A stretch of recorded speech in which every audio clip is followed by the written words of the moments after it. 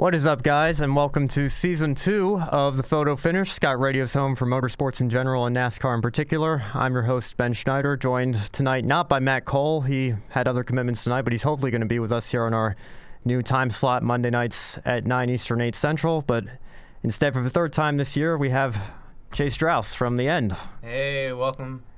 Wait, no, that's not it. Sorry, been a long day. Gotten 3 hours of sleep. It has been a long day. I've been up since 6 a.m., so yep, I understand. So all right, what are we going to do when we're that tired? Talk about racing. Yes. All right, let's go. Well, I'm going to be completely honest with you guys. We're just going to try to kind of wing it here because there was a lot of miscommunication. We really just found out that shows were starting up again today about 7 hours ago. So this has been If you want to hear the smack talk about this, tune in to the end, because Liam and I will be doing that in plentiful amounts. Yes, that's Wednesday nights. Yep, what and time? Wednesday nights, we're going to go from 9 to 10, or no, it's going to be 8 to 9, something like that. I don't know. We'll figure it out. Either way, communication hasn't been great. All right.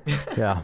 But we do have a rundown put together, and it has been almost 2 months since we've been on the air, so a lot of news is broken, but if you've been following along, you probably know most of it anyway. So we'll talk about some of the news that's broken recently, and specifically I want to start off with the Las Vegas Motor Speedway test of the new rules package that'll be used in 22 of the 36 races for the Monster Energy NASCAR Cup Series in 2019.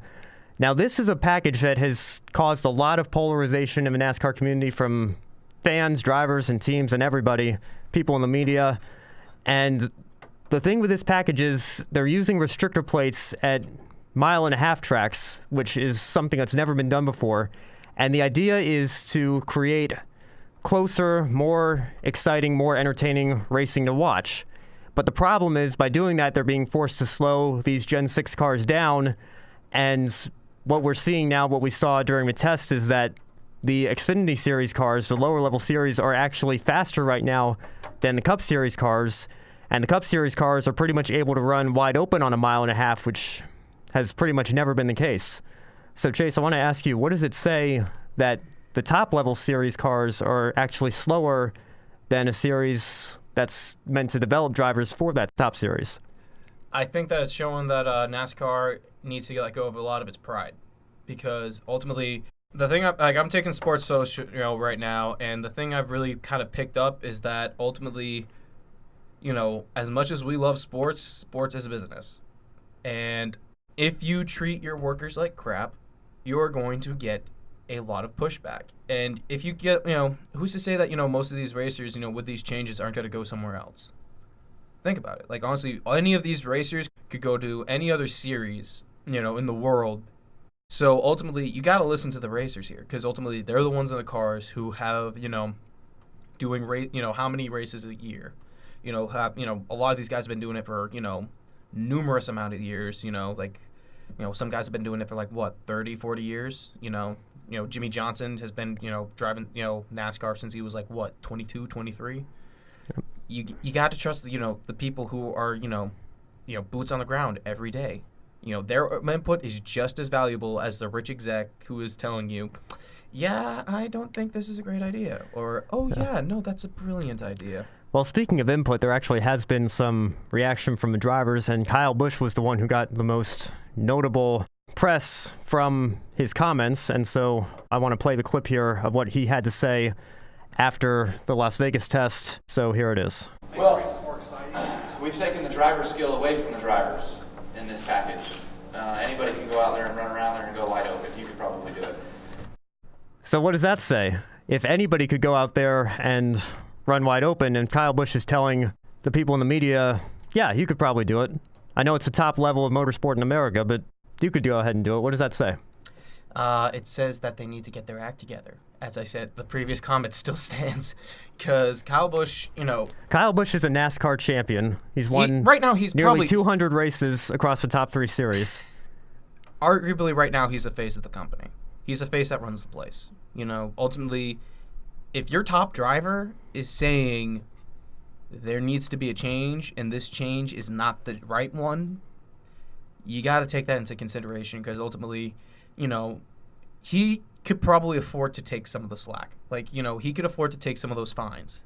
However, if you take some no-name drivers, some kid who just got on the series, he's not going to be able to make comments like that and get away with it.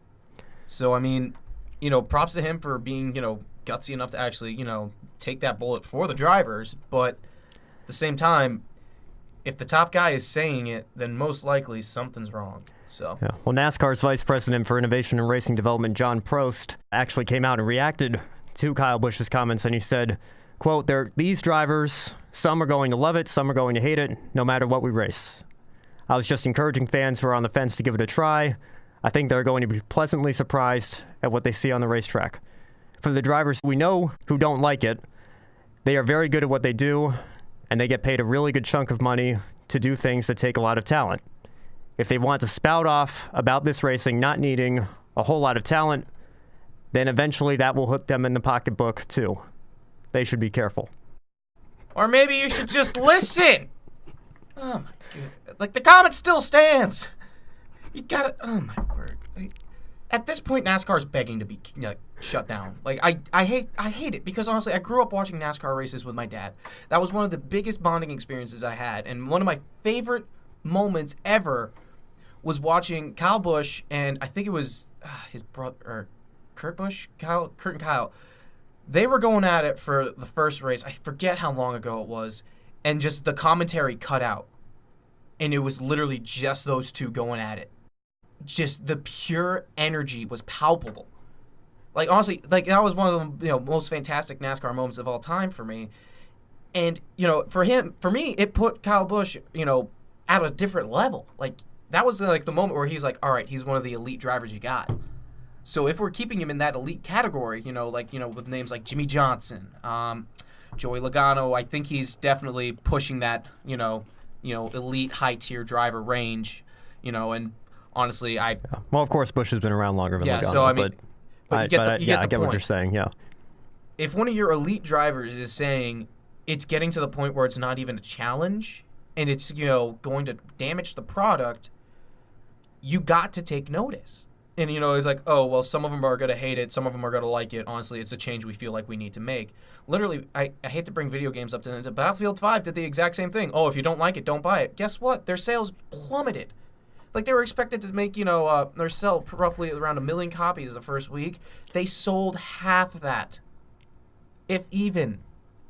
And most of them, like, right now, GameStop, is basically giving them away with Fallout 76.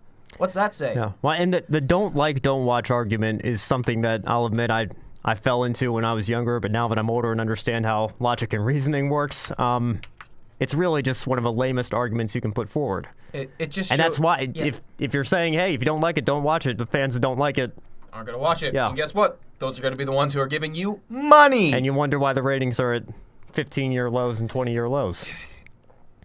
But yeah, like, shouldn't the sanctioning body, like, this is a brand new package, shouldn't they be listening to what the drivers have to say? And I mean, if they're criticizing it, then maybe we need to tweak it, and that's something that NASCAR needs to look at. But instead they're saying, nah, we're just going to hit you in the pocketbook and give you a fine. It's actions like these that show NASCAR is so set in its ways. It's literally like Toys R Us. They refuse to change with the times. Toys R Us had a potential deal with Amazon where they would supply all of their toys. It would have been an Amazon pickup. They said no because they didn't believe in the power of the internet. Look what happened. We got this generation of faster cars coming in. More technologically advanced, faster, able to hug turns better. All these advancements, but yet you're going for something that's slower, not necessarily as, it's just like it's easier. We're at the level now where, you kidding me? Drivers are able to pull off like insane stunts. You kidding me? Like, we have drivers who are, going off ramps and landing it, in like, these like elite, like different forms of motorsports. Like I get that. They are making these, changes, and they're changing with the times. Like, and it's entertaining. And like, I seriously, like, every time I see it on TV, I'm like, you know what? I'm gonna at least give it, a good 30 minutes of my time, because honestly, it's entertaining. Supercross is definitely on the rise. I mean, they've got a new TV deal with NBC and everything. And on top of that, you look at Formula One, where it's like, cars are different every year, technology's different every year. They always are trying to push the edge. They're like, all right, how can we make this better? Innovation. That's the only thing that can save NASCAR right now, is innovation. What can we do that no one else has done already? And so far, taking a step back, okay, we're going to be slower. You kidding me? Get your head out of your rear, NASCAR. Yeah, well, this isn't unprecedented. I still remember when the Gen 6 car debuted in 2013, Denny Hamlin made some comments after the first couple races saying he didn't like how the Gen 6 car drove. He thought it was more difficult to have that close, exciting racing that the Gen 4 and even, to a certain extent, the Gen 5 cars had. And NASCAR did the same thing. They gave him a fine. And that also kind of shows, okay, if our drivers are going to be outspoken, we're going to punish them for that? You know, it's like, and it's not even like necessarily like, you know, oh yeah, the NASCAR, you know, president is a, you know, bleeping idiot. It's literally just like, I don't like the way these cars are driving. I feel like it tampers with the quality of racing. It's constructive criticism. And it's something that everyone has to take at one point or another. And the fact that NASCAR is refusing to take that from the people who are making them money just honestly shows that, you know what, they're going to die out. And it's sad. Because honestly, NASCAR, you know what? NASCAR fans are some of the most loyal fans in the world. However, it's still possible to lose them. So honestly, they got to change, though. Yeah. They really Well, this package reminds me of the playoffs in a lot of ways. You know, I think if you look at the Homestead races the last few years, they've been exciting, they've been entertaining, they've been edge of your seat. Who's going to take the championship? But there's something about a Final Four. You know, it only comes down to the final race. The first 35 races are thrown out at that point, and it's just whoever finishes best in the last race. Like, that seems artificial when you think about motor racing in general and across all of their series. And I think this package is the same way. Yes, the racing might be closer, it might look more exciting. We might see closer battles, closer finishes. But you're going to have that sense of something's missing there. To be very honest, if you're looking for the Final Four moment, here's what you do. You have 2 races, max amount of drivers in each. Whoever finishes in the top half, make it on to the next race. You know, and then their next race, same thing happens, top half. And then you progressively cut it down to you only got, you know, the top 16. There you go. There's your Final Four moment. Because guess what? The best drivers make it. And, I mean, I literally came up with that on the spot. But no, you want that Final Four moment, yes. That's how you do it.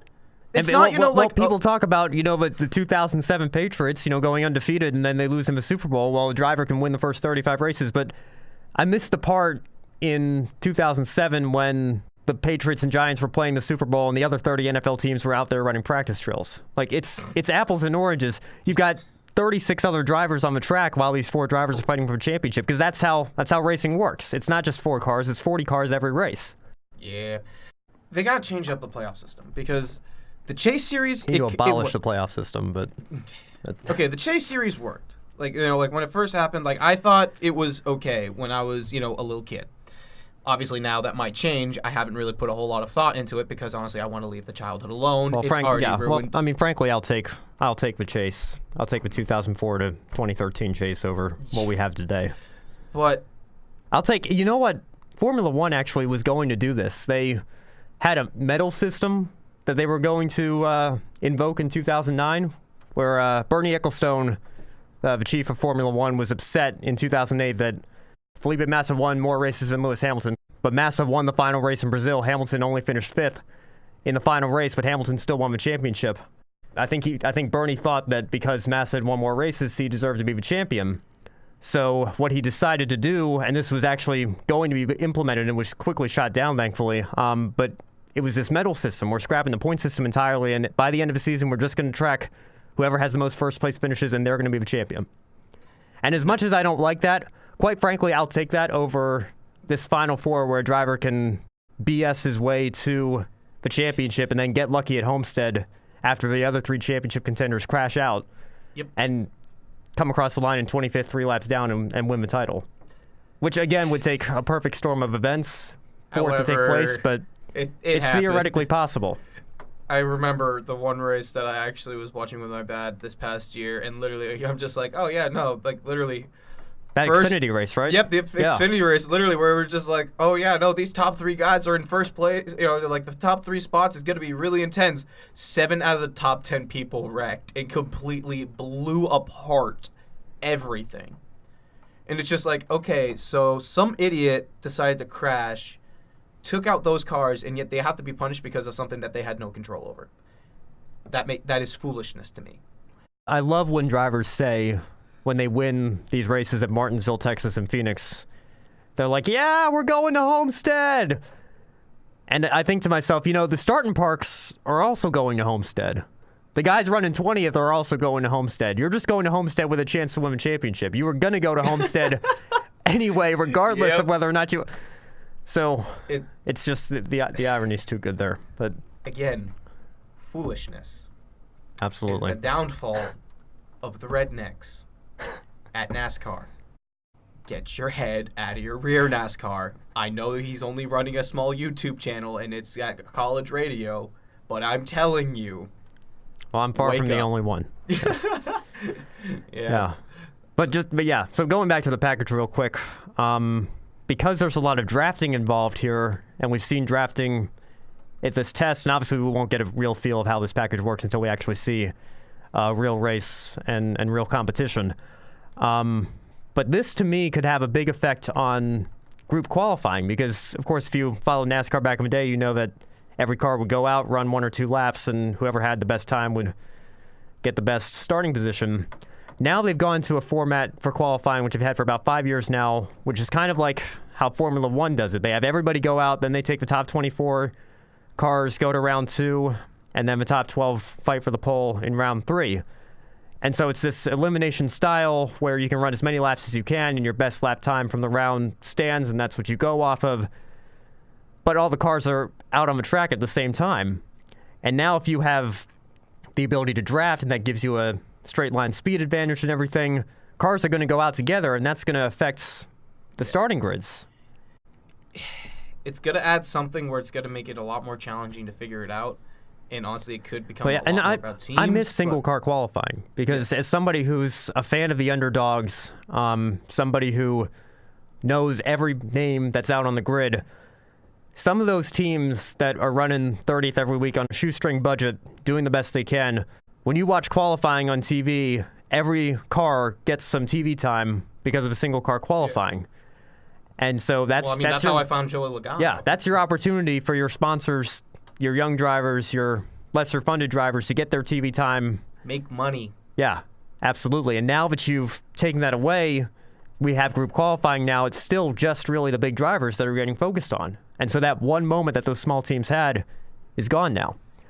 And I think that there are a lot of things that NASCAR can learn from Formula One. Formula One can learn from NASCAR, vice versa, across any other series you want to throw in there. But there are certain things that certain series have that I really think should just stay the same. That's how they've done it. That's how their formats work. Just because it's new doesn't mean it's best. Yeah, and just because it works over in F1 doesn't mean it works over in NASCAR. And I mean, I feel like right now Formula One is trying to or NASCAR is trying to copycat Formula One because they think, oh, it works in Europe, it'll work here. Not necessarily the case. So I'm still a firm believer in this. NASCAR, if you really want to change things up, do a street race. Like, shut down, like the city of Boston or, New York City or something like that. Do a race there. I know we didn't talk about this. I just really want to see it happen. I think a lot of fans want to see a street race. You got Formula E in New York now. You almost had IndyCar come to Boston. Of course, that was a disaster with the planning, and that fell through. But they went to Baltimore. The race in Long Beach is world famous now. It's just one of those things where it's like, at this rate, you've done a lot of what, has worked in the past.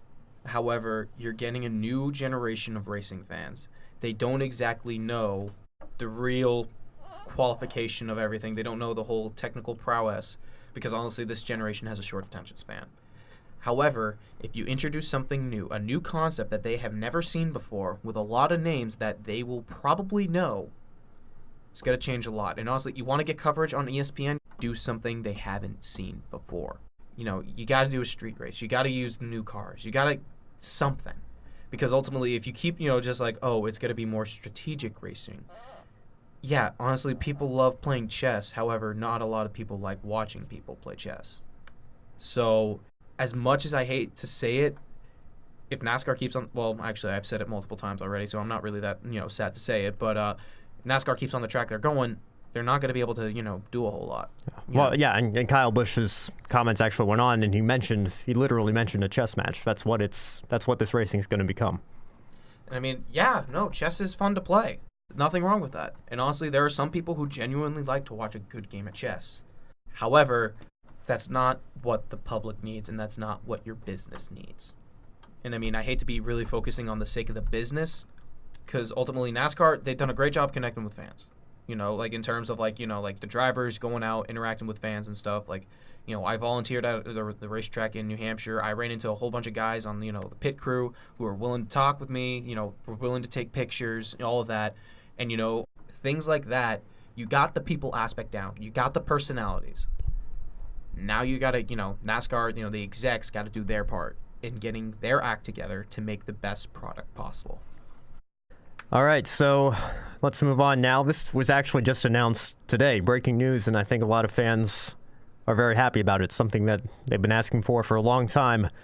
There are new rules violation regulations, and NASCAR is going to start taking the win away for drivers who fail post-race inspection, and this is a move that has been wanted by fans and media for such a long time. They finally did something right. Ultimately, the consequences of cheating should be that, you know what, you feel it. Because honestly, right now, it's like, oh, you might get like a couple points taken away, and you might get fined. But for these bigger racers, it's like, oh yeah, no, take the money. It's a slap on the wrist. It literally is a slap on the wrist.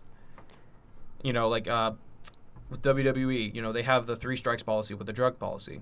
You know, first time it's, you know, first time offense, a month off. Second time, 60 days. Third time, you're out. So honestly, they've cut down a lot on the use of you know, illegal drugs.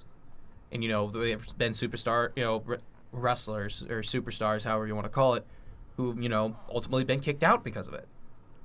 Yep. And well, I think this is going to cut down on encumbered finishes, and it's going to cut down on cheating. Like literally, that's, you know, that's a whole big thing with the NFL right now. Honestly, it's really easy, you know, like, you know, a refs miss a blown call or, you know, to cheat. It's like, you got to make it hard for people to cheat. Like, you know, you got to be creative with your cheating. Like, I'm sorry. I mean, I'm not encouraging cheating, but honestly, if you're going to do it, at least try to hide it. Because, I mean, a lot of these teams aren't even trying to hide it. Yeah. Well, I think the most obvious example that I can think of is in pro cycling. And, you know, Lance Armstrong won, I'd use that air quotes, won 7 straight Tour de France's. And, of course, the they figured out, news coming out, yes. Drugs. And what happened to all of his yellow jackets? Bye. Of course. You cheat, you don't get to take you don't get to keep the win. You take the win away.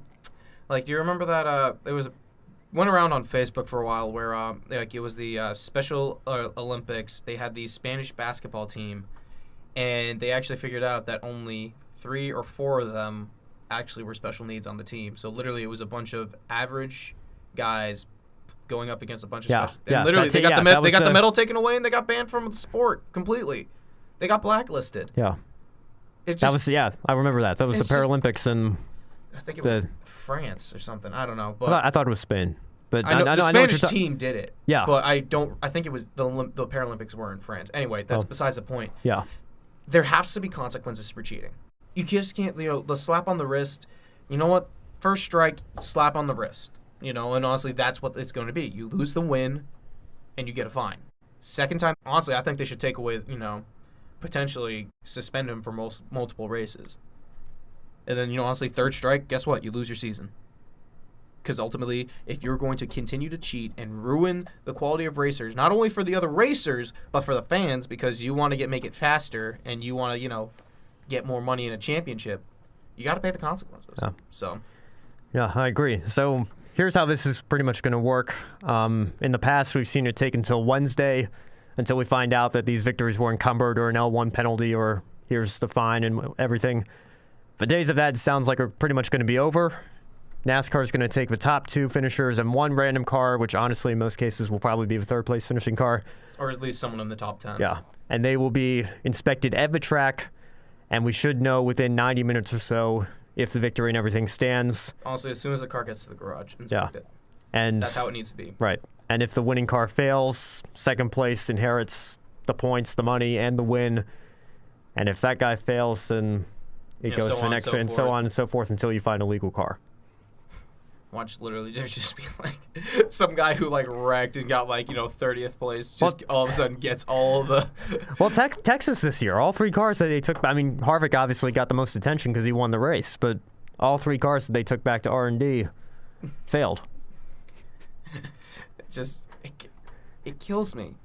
It genuinely kills me how people can just be like so stupid. Like, you know, the fact if you're gonna win, your car's gonna get inspected. So it's just like, why not just go in the first place and just be, you know, like, obviously if there's something that goes wrong mid-race where it's like, oh, hey, you know, we had this incident that happened where, you know, the car, you know, like there was like some sort of damage Well, done. of course, if there's damage, then there's nothing you can do. You know, and honestly, I'm not sure exactly if it would, you know, enhance the quality of the car. But if there's damage to the car, there's damage to the car. However, if it's like, you know, clearly cheating, then obviously go through with the things I said. But if it's just damages, then it's like, all right, well, you know, this is wrong and this is wrong. You know, just go and like, all right, you got a warning. And I feel like that's, you know, I kind of wish, like, do you have the rule actually in front of you, like, you know, what it states, like how it's going to work out, or is it just kind of like rumored, or like just like something? Well, I'm sure they'll, out? yeah, I'm sure they might tweak it, but it's basically going to, yeah, basically what I said. Okay. Yeah, because I mean, like, depending on how it's written, it could leave a lot of room for interpretation, which could be either a really good thing or a really bad thing. So, yeah, no, I'd have to see the rule before it's actually fully written, before I actually, you know, like, confirm whatever I just said. But, you know, I still think it's a really good step in the right direction. And I mean, again, integrity of the sport, you know, that's the most important thing. So. All right, well, Speed Week's kicked off last week with the 24 Hours of Daytona, and Chase, I know you don't know as much about IMSA and sports car racing, so I'll try to carry it here as much as I can. Yeah, you're going to have to. Well, that's all right. So, Fernando Alonso does it again.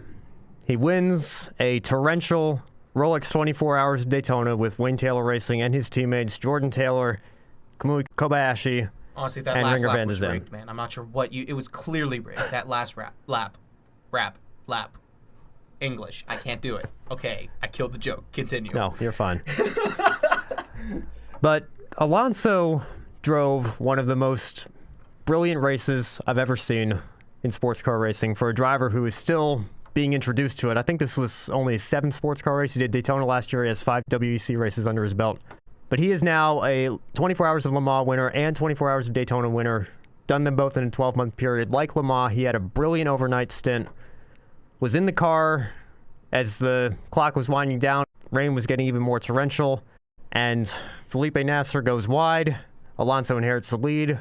They finally throw the red flag because there's so much standing water out on the track. It's getting ridiculous. And the race never restarts. And that's your winning team. That's actually pretty awesome. I'm not going to lie. Like, that's just... I mean, obviously it sucks that, you know, we couldn't actually gotten that, you know, last, you know, leg in. However, you know, to race for 24 hours straight, you know, like, I can barely, like, you know, I get tired after driving 2 hours. Like, I'm just like, all right, I need to get up and move or something, or I need, like, a shot of, like, you know, espresso or something. But to 24 hours, that is intense. So, I mean, props to all the racers who did that, because honestly, I mean, that's, you know, it's kind of like the super marathon. You know, Ben and I are on the track team, and, you know, our track coach, he does, like, these 24-hour marathons, you know, for fun. And it takes a lot. And, you know, the fact that, you know, these drivers are able to do it and do it with a certain level of skill and prowess, especially under terrible conditions for racing, just really shows you how skilled these racers really are. So, well, and I think a lot of people don't realize that Daytona is about 25 feet above sea level and 10 feet above Lake Lloyd, which is literally the giant lake that is in the infield of a track. So when all that rain comes down, you get 4 to 5 inches of rain in less than a 24-hour period, that water has nowhere to go. Yep. It's not going to drain off anywhere. So once it goes, it goes. Yep. So yeah, I mean, Roger Penske went on record. He's been coming to Daytona for 50 years, and he said he's never seen anything like this in this race. I mean, and again, it just goes to show, even in terrible conditions, these drivers were still able to drive with a world-class, you know, skill and, you know, have a world-class performance. Yeah.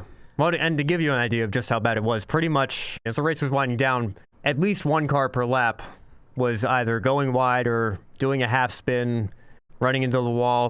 The LMP2 winners of that class actually went into the wall, had a lot of crash damage, but they had a 4-lap lead, so they ended up winning the race anyway. But you know, it was so torrential that Alonso was actually calling for them to throw a yellow when he was in second. He hadn't even gotten to the lead yet, and he was already telling them this is ridiculous. Yeah. This is also something that, you know, I really kind of like, all right, everyone wants to race like the brilliant sports cars and stuff like that, you know, but I'm sorry, where are just like the normal like Honda CR-Vs? Like, you know, like why do we have to have races with like a whole bunch of rich and fancy cars? When you kidding me? Dude, I would be much more impressed if that guy raced that car with a mom van than, you know, like where are those kinds of races? Because, I mean, like I feel like the rain wouldn't have been as much of a factor depending on how bad it was. We have Forza for that. Yeah. Dude, nothing like driving a soccer mom van at, you know, 180 miles an hour. Yeah, well, yeah, but congrats to Cadillac and Wayne Taylor Racing again. Ooh, Cadillac, Whelen Engineering Racing finishing second with Pipo Derani, Felipe Nasser, and Eric Curran. And Team Penske's number 7 car came home third with a couple IndyCar drivers, Elio Castroneves and Alexander Rossi, along with Ricky Taylor, who's actually Jordan Taylor's brother. So they completed the overall podium. In LMP2, this class only had 4 cars, so not as much going on there, but congratulations to Dragon Speed. Pastor Maldonado, actually, part of that winning team. So, yeah, the guy who F1 fans made fun of for years for crashing every other weekend, he is now won at the same racetrack as Dale Earnhardt, Mario Andretti, Jeff Gordon, Jimmy Johnson. Dude, he's like shedding his meme status. I don't know what to do. We can't make fun of him anymore. What are we going to do? Yep, and the racing meme community is sad. Yep, and GT Le Mans, congrats to Rahal Letterman. Their 25 team ended up winning the race, but their 24 car had a very special driver. Alex Zanardi made his return to U.S. racing for BMW and Rahal Letterman, and although he didn't win, the car had some electrical issues. He still came back. If you don't know who Alex Zanardi is, he was an IndyCar driver in the late 90s and had a lot of success, won a couple championships, went over to race in Europe a little bit, didn't go so well, came back to race in America in kart, and in 2001 in a race in Germany, lost both of his legs, almost died, and has just ever since then continued to fight back. And he's returned to racing with the use of hand controls and even tried prosthetic legs out at times, but he's also been known for taking up a career in hand cycling, and he's won Paralympic medals now at London and Rio, and he just confirmed last weekend that he does plan on going to Tokyo in 2020, and he's in his early 50s and he's still going strong. It just shows you the power of the human spirit. This guy could have literally blamed the world and no one would have batted an eye. Because honestly, everyone's like, yeah, no, the world gave you a really raw deal. Because, I mean, literally, you think about it. He was at the top of his class, you know, in master of his craft. You know, like, when he was in his prime with, you know, he was in that elite category that we were talking about earlier. Yeah, well, and all the lines, you know, in the pre-race for driver autographs and everything, Zanardi had the longest lines by far. Everybody wanted to talk to him. Everybody wanted to congratulate him. So, I mean, it just shows you the power of the human spirit where he's like, you know what? I'm not going to let this ruin my life. You know what? He went over. He won medals in hand cycling. And, dude, I'm not sure if you guys have ever seen a hand cycle. Dude, that is hard. You kidding me? Like, I can barely ride a normal bike, let alone, you know, like, all right, I'm going to use my hands for controls and everything. It's like, dude, that is hard. So the fact that these guys are able to do it in, you know, at speeds that I could, you know, only hope to dream of using with a motorcycle, it's insane. Yeah. By the way, if you're listening, when you're done listening to our show, go to YouTube, just type a quick search, Alex Zanardi, The Pass, and see what comes up, and I guarantee you'll be blown away. Yep. The move he put on at Laguna Seca in 1996. Yeah. It's absolutely amazing. It's one of those moments where it's just like, it's the reason why we follow, you know, auto racing. Because, I mean, like, yeah, there are times where races are genuinely just boring, just like the Super Bowl. Like, this Super Bowl was boring. However, moments like that makes it all worth it. Like, it doesn't matter how much talent you have, but it matters what you do with your, you know, it matters what you do with your heart. Because ultimately, I can have all the skill in the world in auto racing. If I don't care about auto racing, guess what? I'm not going to win a championship. that's the most important thing. And also, I feel like that's kind of where, a lot of these drivers are going to really make their make a big name for themselves, is honestly just the refusal to quit in some of these races. So Yeah, anybody who follows sports should know the story of Alex Zanardi. I think it's my all-time favorite sports story, not just in motor racing, but across all sports, what he's been able to do since his injury. Yeah. Yep, and the final class, GT Daytona, congrats to GRT Grasser Racing Team. And NBC Sports actually had two drivers doing, or two commentators, rather, I guess you should say, doing double duty, both commentating for certain parts of a 24-hour race and then getting in the cars to race for their teams. So Townsend Bell and AJ Allmendinger, hats off to both of them. Bell's team finishing honestly, they did a great third job and commentating that race. Allmendinger fifth. Yeah, so NBC has this new TV deal with IMSA. They acquired IMSA, Supercross, Monster Jam, so they're going all in on motorsports right now. But I'd say they did a solid job. I think there was a little bit of too much of a NASCAR focus on this, and I guess that's just because they're at a NASCAR track. NASCAR has a big audience. You want to bring as much Dale Jr. in there as possible to have that name recognition. I like Rutledge Wood. Rutledge Wood is a great personality, but I think there was too much of cutting away. Like Rut's whole gig was basically, hey, I'm at the 24 Hours of Daytona. Here's how to not watch the race and do all the other stuff in the infield instead. And they cut away from him. They cut away from the racing to talk to him. And I mean, I get doing that. It's a 24-hour race, but you're not gonna miss a whole lot of racing. But all right, we're gonna do like 2 minutes and talk about cornhole, or oh, hey, look at the guys, who are partying out here with, like their barbecues and stuff like that. Like, at some point you do got to kind of get the fans involved, showing that, these people are out there. However, that shouldn't be, like you said, it shouldn't have been as much of a focus as it was taken away from the racing. So, yeah, sure. But I give NBC probably a 7.5 out of 10 for a first broadcast. I mean, there's still some kinks to work out, but Lee Diffie was great. When is the first broadcast ever as good as it is? I mean, like, seriously. You invited me on for the first broadcast of the year, so honestly, what's that say? I'm kidding. But, you kidding me? I'm off the cuff, that's how my whole shtick is, like, that. I'm off the cuff, Like, you put me in any situation, I'll make something interesting happen. All right, so, yeah, why not? I want to talk a little bit about the upcoming F1 season. So we have most of the launch dates set, and most of the teams will be revealing their liveries and their cars next week. The only team that still hasn't confirmed their launch date yet is Williams. I guess Williams just like being last to do everything nowadays, based on how last season went. But ouch, that one hurt. Yeah, or maybe they're just taking advantage of the long off season to try to make the car as good as they can. I don't know, but I mean, they also could. I mean, we're pulling for Kubica, with this great comeback and everything. Williams, you got to get your act together. Give him a good car. But yeah, Haas. Haas have the first launch, although it's only a livery launch so far. Online, they'll be doing that February 7th. So I guess that's this Thursday. Toro Rosso coming out February 11th. Renault the 12th. Mercedes, Red Bull, and Racing Point / Force India. Of course, that team's recently been bought out. We'll see what their new name ends up being, but those are all happening February 13th. Wait, McLaren on the 14th. Who bought them out? Lance Stroll's father and some other investors. But, okay, did not know that. Yeah. Yeah, so McLaren on the 14th, Ferrari on the 15th, and this is some of the biggest news of the offseason, I think. Alfa Romeo have fully taken over Sauber F1 team. So Sauber has a long history in Formula One as one of the independent teams, and then in 2005 they became a fully operated works team with BMW, and that had minimal success, so Sauber repurchased the whole team in 2010, and they'd been known as Sauber ever since up until last year when they became the Alfa Romeo Sauber F1 team, and now Alfa Romeo has fully taken over the operation, so maybe this will pump a little bit of extra cash into the team and allow them to be a little bit more competitive. Yeah, I mean, I'm never going to say no to better competition. I mean, you got Kimi Räikkönen moving to Sauber for what will almost certainly be the final 2 years of his career, so you want to see him at least be somewhat competitive.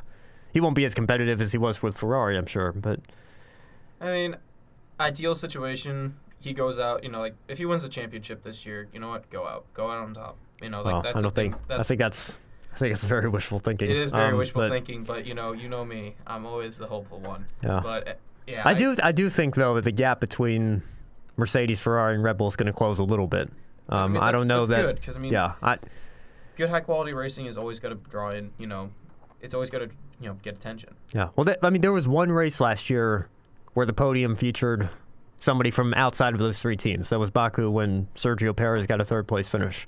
Yeah, there you go. So those same 6 drivers, like you turn on an F1 race today, you know that 14 of the 20 drivers in all likelihood have no shot to win. It's just a fight in the midfield. And I'm not saying all 20 of them need to have a shot to win on any given Sunday, but there needs to be more than 6, and the competition needs to be closer than it's been. And you know what?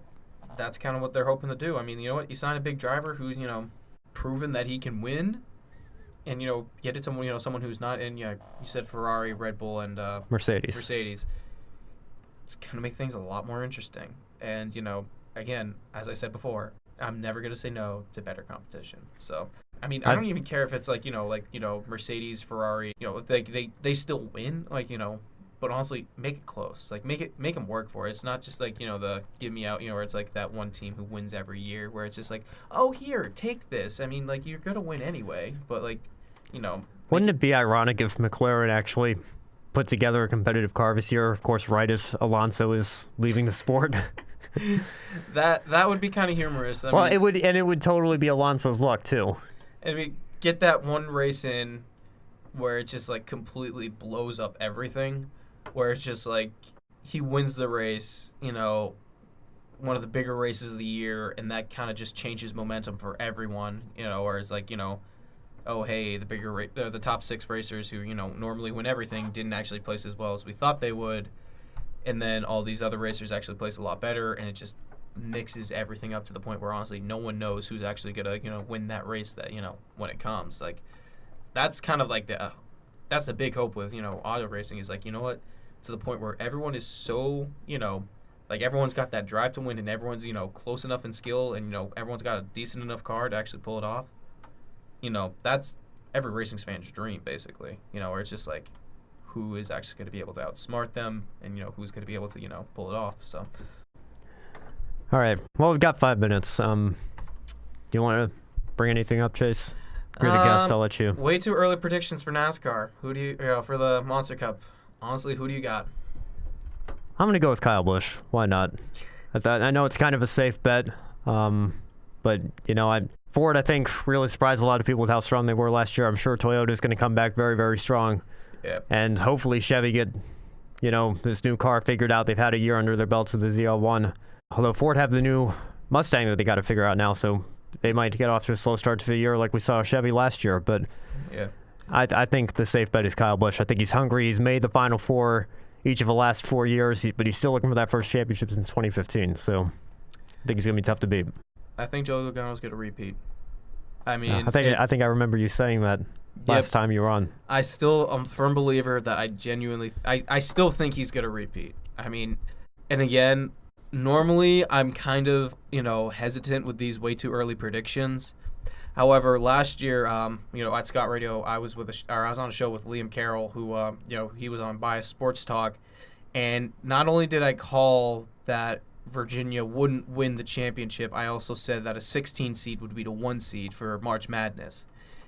I called that both of those, and Liam literally just texted me, "Dude, who are you?" And I'm like, I guess I'm that good. So I mean, hopefully my lucky streak continues for my boy Joey. So let's hope it goes well. Yeah. So. Well, nobody's repeated since Jimmy had his run of 5 in a row. So yeah.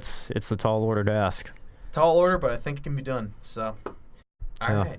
Do you have any other way too early predictions? All right. I know we kept talking about who was that female racer we kept talking about? Yeah. Haley Deegan? Haley. I think she's gonna win a championship this year. You think she wins the K&N championship? I think she's. If not, I think she's gonna be pretty dang close. And I think that would be huge for the sport if she was actually able to pull that off. It would get mainstream attention, I think, because ultimately, woman in a man's world trying to, make a name for herself, and that she can stick with the boy. Well, I don't know if you've heard, she's got a female teammate this year. There's going to be a second young lady coming up at BMR, Brittany Zamora. Yeah. Honestly, it's proven that, auto racing is auto racing.